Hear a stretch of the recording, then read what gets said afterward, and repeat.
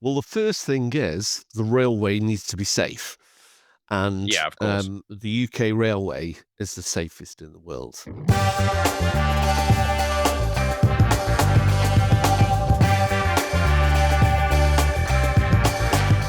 Siemens seems to be at the center of the sort of digitalization of the UK rail network. And one thing that stood out for me on that, and I'm sure a lot of people will sort of empathize with this, we've all been on, in a train station, enduring some long delay because of signaling issues.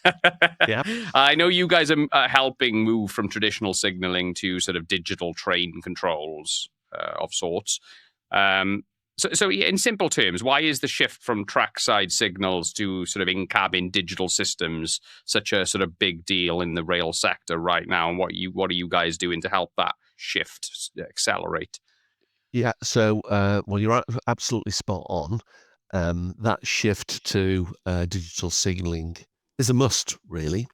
Mm, Um, and first of all, trackside signals, lights on sticks, if you like, um, actually limit the capacity on the existing railway. They're also not a very sustainable way of controlling the railway. There's a lot yeah, of intervention on the infrastructure that's required, and that access is both costly and not very productive because everything has to be done quite rightly in a safe manner during times of when the railway is not operating, and that's quite narrow windows to do that. Um, yeah, what digital signaling does, and it's called European Train Control System technology, is it actually brings those signals into the cab. So it's yeah, digital essentially on the screen. And that information is instantaneous.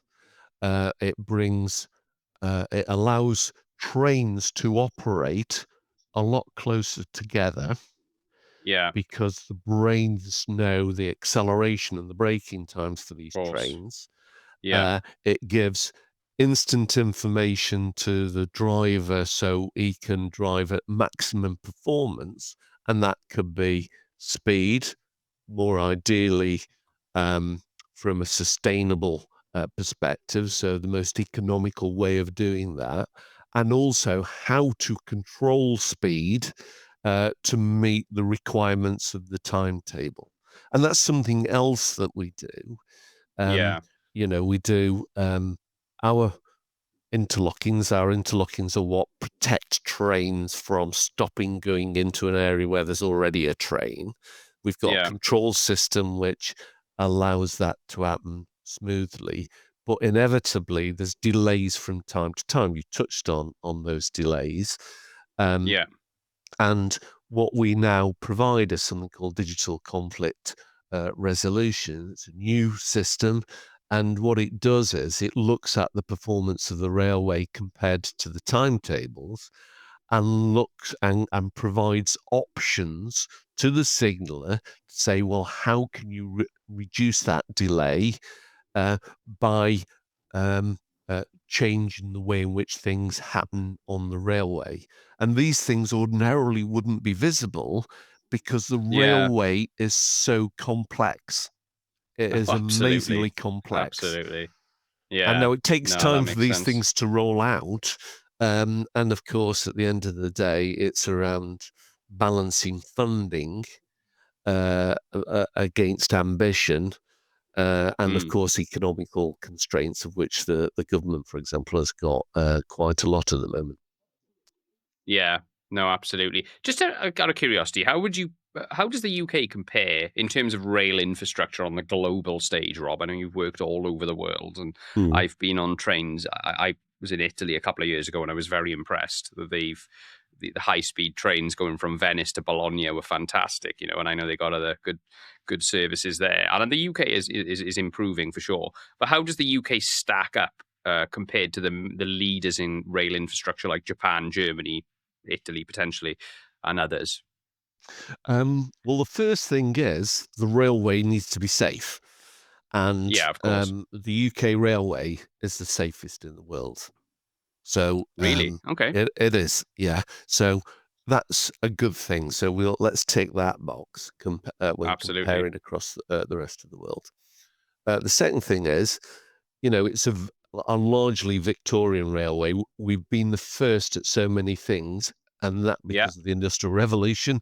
Um, Yeah. The and tube being one of them, of yeah, course. that's So yeah. that's right.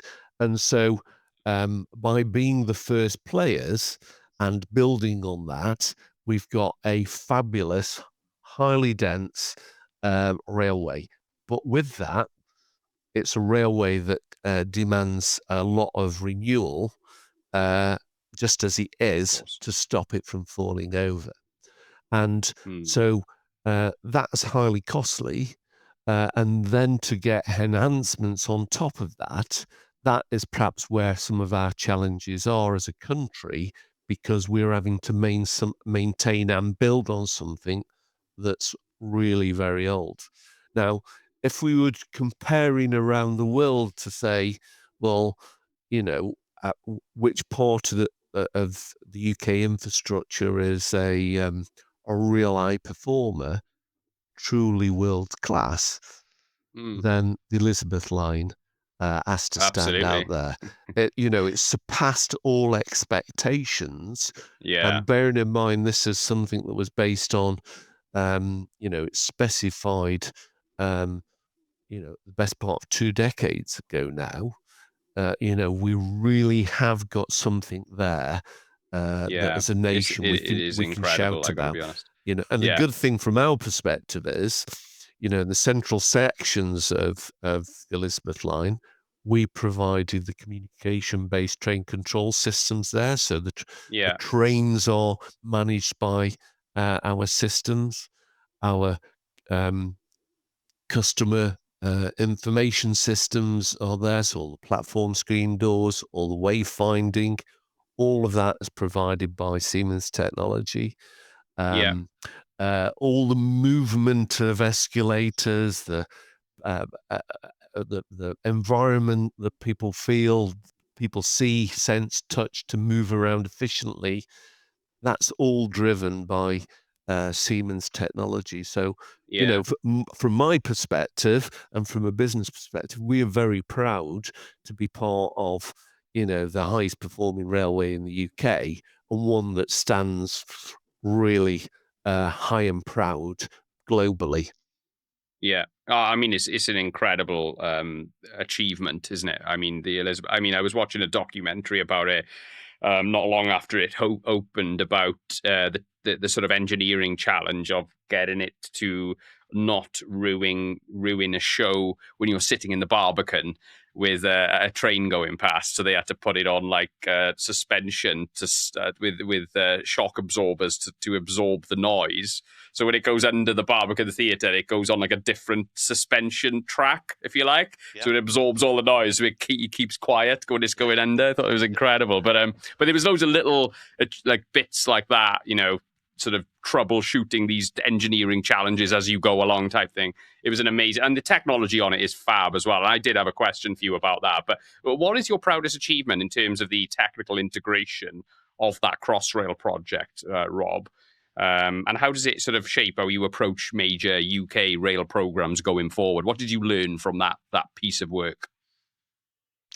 um, with adversity comes opportunity. Yeah, With grit and determination, you'll hit success. There was lots of problems with the Elizabeth line um, during its build, yeah, and around budget and all those sorts of things. COVID came along, which further exacerbated the problem.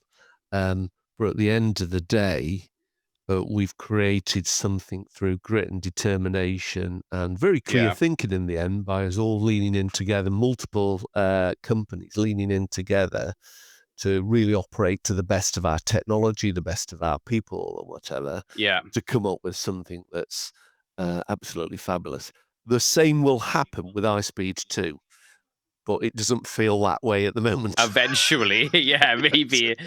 Yeah, Yeah. it's that's been dragging over a while, isn't it? But But was there a specific like sort of technology you invented for that project, or you had to customize or something? Was there any products that came out of it for you guys? There's lots of things we did. I think the most impressive thing that we did there was because of the ceiling system across the south and through London, we've got multiple systems provided by multiple suppliers. Yeah, We've got something called TPWS, which is a old type of train protection system, and that was predominantly on the east. And on the west, a similar system, or moving into a European train control system, and yeah, likewise to Heathrow. And we got a metro system in the middle bit, which was a communication-based train control system. Sorry, with all the that's different okay. technologies, Yeah, but for us to integrate all those systems together so that we got seamless operation between what's essentially network rails, mainline systems on the yeah, east and the west, and through the core, our systems, the metro systems, to get that free flowing movement, really open up London both to the rest of the country, but also attract housing and all of those. It really taught me how technology, the employment of technology, the great integration of that by novel means, can really have social and economic benefits. It's really improved the productivity of London as a consequence.